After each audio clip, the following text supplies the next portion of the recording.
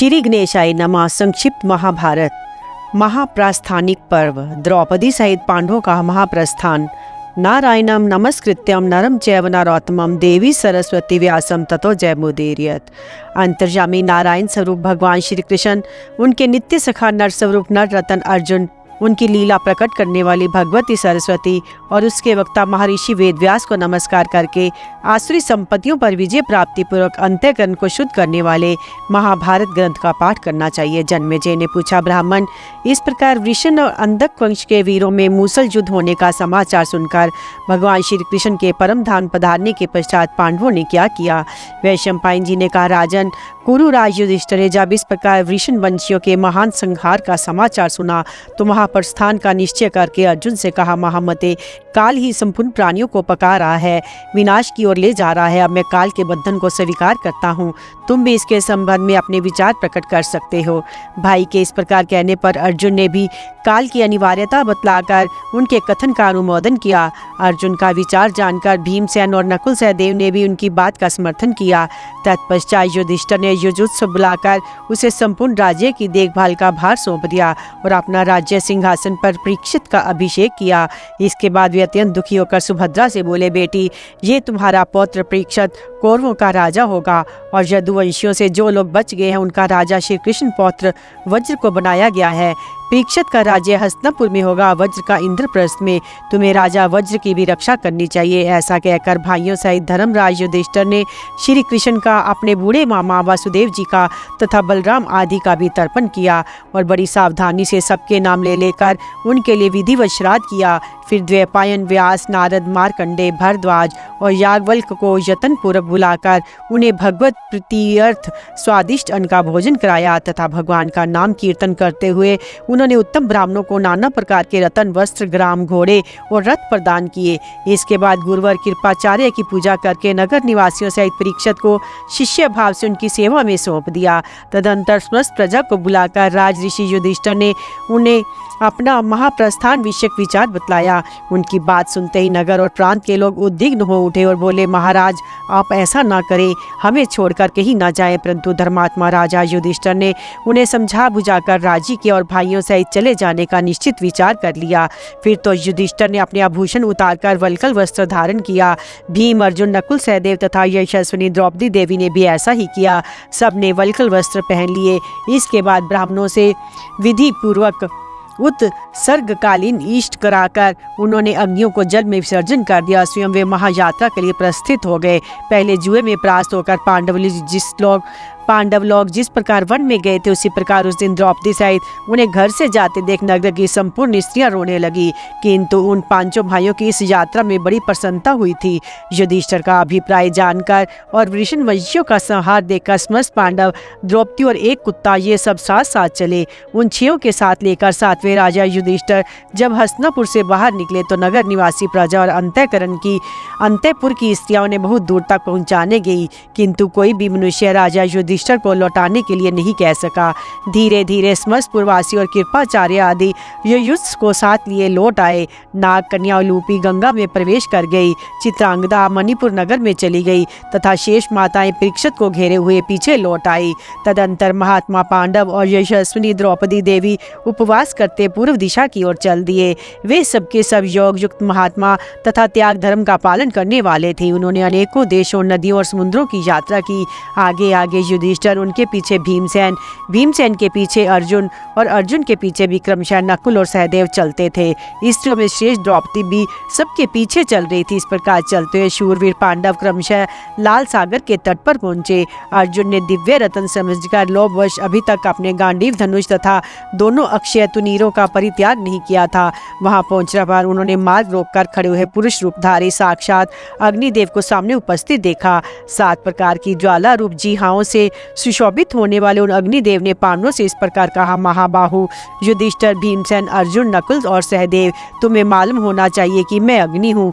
अब तुम मेरी बातों पर ध्यान दो। मैंने नर स्वरूप अर्जुन और नारायण स्वरूप भगवान श्री कृष्ण के प्रभाव से ही खांडव वन को जलाया था। तुम्हारे भाई अर्जुन को चाहिए कि ये उस उत्तम अस्त्र युधिष्ठिर गांडीव धनुष को यही छोड़कर वन में जाए, क्योंकि अब इन्हें इसकी कोई आवश्यकता नहीं है। ये गांडीव धनुष सब प्रकार के धनुषों में श्रेष्ठ है। इसे पहले मैं अर्जुन के लिए ही वरुण से मांग कर ले आया था, अब पुनः इसे वरुण को ही वापस कर देना चाहिए। ये सुनकर सब भाइयों ने अर्जुन को ये धनुष त्याग देने के लिए कहा। अर्जुन ने उनकी बात मानकर धनुष और दोनों तरकस पानी में फेंक दिए।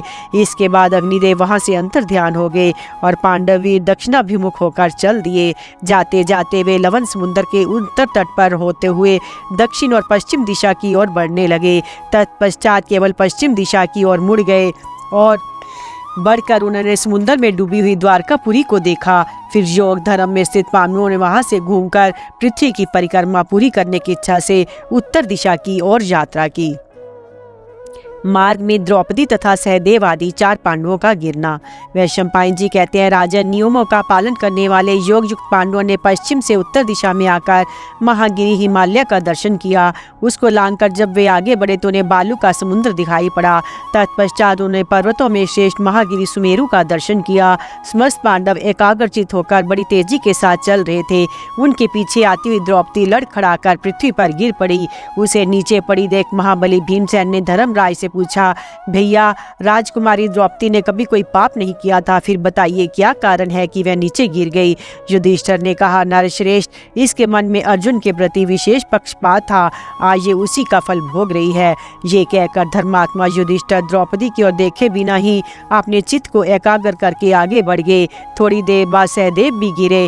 उन्हें गिरते देख भीमसेन ने राजा से पूछा, भैया, ये माद्री नंदन सहदेव जो सदा हम लोगों की सेवा में संलग्न रहता था और अहंकार को कभी अपने पास भी फटकने नहीं देता था, आज क्यों धाराशायी हुआ है। युधिष्ठिर ने कहा, राजकुमार सहदेव किसी को अपने जैसा विद्वान नहीं समझता था, इसी दोष के कारण इसे आज गिरना पड़ा है। द्रौपदी और सहदेव को गिरे देख बंधु प्रेमी शूरवीर नकुल शोक से व्याकुल होकर गिर पड़े। ये देख भीमसेन ने पुनः राजा से प्रश्न किया, भैया, संसार में जिसके रूप की समानता करने वाला कोई नहीं था, जिसने कभी अपने धर्म में त्रुटि नहीं होने दी तथा जो सदा हम लोगों की आज्ञा का पालन करता था, वह हमारा प्रिय बंधु नकुल क्यों गिर पड़ा। भीमसेन के इस प्रकार पूछने पर युधिष्ठिर ने नकुल के संबंध में यूं उत्तर दिया, भीमसेन, नकुल हमेशा यही समझता था कि रूप में मेरे समान दूसरा कोई नहीं है। इसके मन में यही बात बैठी रहती थी कि मैं ही सबसे बढ़कर रूपवान हूँ, इसलिए इसको गिरना पड़ा है। उन तीनों को गिरे देख अर्जुन को बड़ा शोक हुआ और वे भी अनुताप के मारे गिर पड़े। दुर्धर्ष वीर अर्जुन को गिरे और मरणासन हुए देख भीम ने पुनः प्रश्न किया, भैया, महात्मा अर्जुन कभी परिहास में भी झूठ नहीं बोलते थे, ऐसा मुझे याद नहीं है, फिर ये किस कर्म का फल है जिससे उन्हें भी पृथ्वी पर गिरना पड़ा। युधिष्ठिर बोले, अर्जुन को अपनी शूरता का अभिमान था। इन्होंने कहा, मैं एक ही दिन में शत्रु को भस्म कर डालूंगा, किंतु ऐसा किया नहीं, इसी से आज इन्हें धराशायी होना पड़ा है। इतना ही नहीं, इन्होंने संपूर्ण धनुर्धरों का अपमान भी किया था, जिसका फल इन्हें भोगना पड़ रहा है। अतः अपना कल्याण चाहने वाले पुरुष को ऐसा नहीं करना चाहिए। यूं कहकर राजा युधिष्ठिर आगे बढ़ गए। इतने में ही भीमसेन भी गिर पड़े। गिरने के साथ ही उन्होंने धर्मराज युधिष्ठिर को पुकार कर कहा, राजन, जरा मेरी ओर तो देखिए, मैं आपका प्रिय भीमसेन हूँ और यहाँ गिरा हुआ हूँ। यदि जानते हो बताइए मेरे गिरने का क्या कारण है। युधिष्ठिर ने कहा, भीम, तुम बहुत खाते थे और दूसरों को कुछ भी ना समझकर अपने बल की डींग हांका करते थे, इसी से तुम्हें भूमि पर गिरना पड़ा है। ये कहकर महाबाहु युधिष्ठिर उनकी ओर देखे बिना ही आगे चल दिए। केवल एक कुत्ता बराबर उनका अनुसरण करता रहा। युधिष्ठिर का इंद्र और धर्म के साथ वार्तालाप तथा सदेह स्वर्ग गमन। वैशंपायन जी कहते हैं, जन्मेजय, तदंतर आकाश और पृथ्वी को प्रतिध्वनित करते हुए देवराज इंद्र रथ लिए वहां आ पहुंचे। युधिष्ठिर से बोले, कुंती नंदन, तुम इस रथ पर सवार हो जाओ। तुम तब अपने गिरे हुए भाइयों की दृष्टि डालकर धर्मराज युधिष्ठिर शोक से संतप्त हो उठे और इंद्र से कहने लगे, देवेश्वर, मेरे भाई मार्ग में गिरे पड़े हैं, वे भी मेरे साथ चले, इसकी व्यवस्था कीजिए, अन्यथा मैं अपने भाइयों के बिना स्वर्ग में नहीं जाना चाहता। राजकुमार द्रौपदी अत्यंत सुकुमारी है, उसे भी हम लोगों के साथ चलने की अनुमति दीजिए। इंद्र ने कहा, भरत श्रेष्ठ, तुम्हारे सभी भाई तुमसे पहले ही स्वर्ग में पहुँच चुके हैं, उनके साथ द्रौपदी भी है, वहाँ चलने पर वे सब तुम्हें मिलेंगे, अतः उनके लिए लिए शोक ना करो, वे मनुष्य शरीर का परित्याग करके स्वर्ग में गए हैं, किंतु तुम इसी शरीर से वहां तक चल सकते हो। युधिष्ठिर बोले, भगवान ये कुत्ता मेरा बड़ा भक्त है, इसने सदा ही मेरा साथ दिया है, अतः इसे भी मेरे साथ चलने की आज्ञा दीजिए। इंद्र ने कहा, राजन तुम्हें अमरता, मेरे समान ऐश्वर्य, पूर्ण लक्ष्मण बहुत बड़ी सिद्धि प्राप्त हुई है, साथ ही तुम्हें स्वर्गीय सुख भी सुलभ हुए हैं, अतः इस कुत्ते को छोड़कर मेरे साथ चलो, इसमें कोई कठोरता नहीं है। युधिष्ठिर ने कहा, भगवान आर्य पुरुष के द्वारा निम्न श्रेणी का काम होना कठिन है, मुझे ऐसी लक्ष्मी की प्राप्ति कभी ना हो जिसके लिए भक्त पुरुष का त्याग करना पड़े। इंद्र ने कहा, धर्मराज कुत्ता रखने वालों के लिए स्वर्ग लोक में स्थान नहीं है, उनके यज्ञ करने और कुआं बावली आदि बनवाने का जो पुण्य होता है उसे क्रोधवश नाम के राक्षस हर लेते हैं, इसलिए सोच विचार कर काम करो, उस कुत्ते को छोड़ दो, ऐसा करने में कोई निर्दयता नहीं है। युधिष्ठिर ने कहा, महेंद्र भक्त का त्याग करने से जो पाप होता है उसका कभी अंत नहीं होता, संसार में मैं ब्रह्म हत्या के समान माना गया है, अतः मैं अपने सुख के लिए कभी किसी तरह भी इस कुत्ते का त्याग नहीं कर सकता। जो डरा हुआ हो, भक्त हो, मेरा दूसरा कोई सहारा नहीं है, ऐसा कहते हुए आर्तभाव से शरण में आया हो, अपनी रक्षा में असमर्थ, दुर्बल हो और अपने प्राण बचाना चाहता हो, ऐसे पुरुष को प्राण जाने पर भी मैं नहीं छोड़ सकता, ये मेरा सदा का व्रत है। इंद्र ने कहा, वीरवर मनुष्य जो कुछ दान, स्वाध्याय अथवा हवन आदि पुण्य कर्म करता है उस पर यदि कुत्ते की दृष्टि भी पड़ जाए तो उसके फल का क्रोधवश नाम के राक्षस हर ले जाते हैं, इसलिए इस कुत्ते को त्याग कर दो, इससे तुम्हें देवलोक की प्राप्ति होगी। तुमने भाइयों तथा प्रिय पत्नी द्रौपदी का परित्याग करके अपने पुण्य कर्मों के फल स्वरूप देवलोक को प्राप्त किया है, फिर इस कुत्ते को क्यों नहीं छोड़ देते? सब कुछ छोड़कर अब इस कुत्ते के मुंह में कैसे पड़ गए? युधिष्ठिर ने कहा, भगवान संसार में ये निश्चित बात है कि मरे हुए मनुष्यों के साथ ना किसी का मेल होता है ना विरोध। द्रौपदी तथा अपने भाइयों को जीवित करना मेरे वश की बात नहीं है, अतः मर जाने पर उनका मैंने त्याग किया है, जीवित अवस्था में नहीं। शरण में आए हुए को भय देना, स्त्री का वध करना, ब्राह्मण का धन लूटना, मित्रों के साथ द्रोह करना, ये चार अधर्म एक और भक्त का त्याग दूसरी ओर हो तो मेरी समझ में ये अकेला ही उन चारों के बराबर है।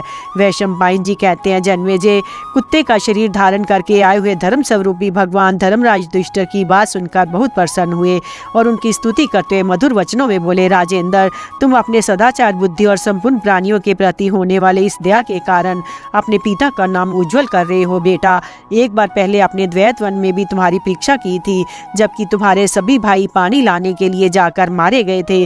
उस समय तुमने कुंती और माद्री दोनों माताओं में समानता की इच्छा रखकर अपने सगे भाई भीम और अर्जुन को छोड़ केवल नकुल को जीवित करना चाहा था। इस समय भी ये कुत्ता मेरा भक्त है, ऐसा सोचकर तुमने देवराज इंद्र के रथ का भी परित्याग कर दिया है, अतः स्वर्गलोक में तुम्हारी समता करने वाला कोई नहीं है, इसलिए तुम्हें अपने इस शरीर से अक्षय लोकों की प्राप्ति हुई है, तुम परम उत्तम दिव्य गति को पा गए हो। यूं कहकर धर्मेंद्र, मरुदगण, अश्वनी कुमार देवता और देव ऋषियों ने पांडु नंदन युधिष्ठिर को रथ में बिठाया और अपने अपने विमानों पर आरूढ़ होकर वे स्वर्गलोक को चल दिए। वे सबके सब अपनी इच्छा के अनुसार विचरने वाले, रजोगुण शून्य, पुण्य आत्मा, पवित्र वाणी, बुद्धि एवं कर्म वाले तथा सिद्ध थे। इंद्र के रथ में बैठे राजा युधिष्ठिर ने अपने तेज से पृथ्वी और आकाश को दैदीप्यमान करते हुए बड़ी तेजी के साथ ऊपर की ओर जाने लगे। उस समय संपूर्ण लोगों का वृत्तांत जानने वाले, बोलने में कुशल तथा महान तपस्वी नारद जी ने देव मंडल में स्थित होकर उच्च स्वर से कहा, जितने राज ऋषि स्वर्ग में आए हैं वे सभी यहाँ उपस्थित हैं, किंतु कुरु राज युधिष्ठिर अपने सुयश से उन सब की कीर्ति को आच्छादित करके विराजमान हो रहे हैं। अपने यश, तेज और सदाचार रूप संपत्ति से तीनों लोकों को आवृत करके अपने भौतिक शरीर से स्वर्ग लोक में आने का सौभाग्य पांडु नंदन युधिष्ठिर के सिवा और किसी राजा को भी प्राप्त हुआ हो, ऐसा मैंने कभी नहीं सुना है। युधिष्ठिर, पृथ्वी पर रहते तुमने आकाश में नक्षत्र और ताराओं के रूप में जितने तेज देखे हैं वे ही ये देवताओं के हजारों लोकों हैं, इनकी ओर देखो। नारद जी की बात सुनकर धर्मात्मा राजा युधिष्ठिर ने देवताओं तथा अपने पक्ष के राजाओं की अनुमति लेकर कहा, मेरे भाइयों को भला या बुरा जो भी स्थान प्राप्त हुआ हो उसी को मैं भी पाना चाहता हूँ, उसके सिवा दूसरे लोक में जाने की मेरी इच्छा नहीं है। उनके ऐसा कहने पर देवराज इंद्र ने कोमल वाणी में कहा, महाराज तुम अपने शुभ कर्मों द्वारा प्राप्त हुए इस स्वर्ग लोक में निवास करो, मनुष्य लोक के स्नेह पाश को क्यों अभी तक खींचते आते हो? तुम्हें वह उत्तम सिद्धि प्राप्त हुई है जो दूसरे मनुष्यों के लिए दुर्लभ है। तुम्हारे भाइयों को ऐसा स्थान नहीं प्राप्त है। क्या अभी तक मनुष्य लोक की भावना तुम्हारा पिंड नहीं छोड़ती? ये स्वर्ग लोक है, पर स्वर्गवासी देव ऋषियों और सिद्धों की ओर तो दृष्टि डालो। देवेंद्र की ऐसी बातें सुनकर युधिष्ठिर ने फिर कहा, देवराज, अपने भाइयों के बिना मुझे यहाँ रहने का उत्साह नहीं होता। मैं तो वही जाना चाहता हूँ जहाँ मेरे भाई गए हैं। यहाँ सत्वगुण संपन्ना देवी और द्रौपदी देवी विराजमान है। महाप्रस्थानिक पर्व समाप्त।